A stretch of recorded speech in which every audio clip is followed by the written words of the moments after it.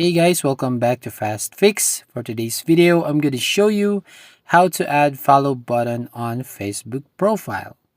So first go ahead and open your Facebook app and tap on the profile icon at the top right corner. And then here on your profile page, I want you to tap on the gear icon, which is the settings at the top below the notification icon.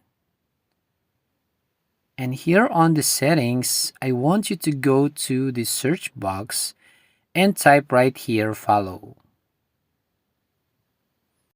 And then you will see who can follow me. So tap this option right here.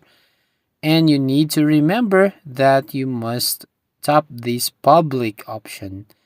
So tap this public. So when they visit your profile page, they will see a follow button. So that's it. If you find this helpful, don't forget to like and subscribe to this channel and hit the notification bell to notify you on the next video.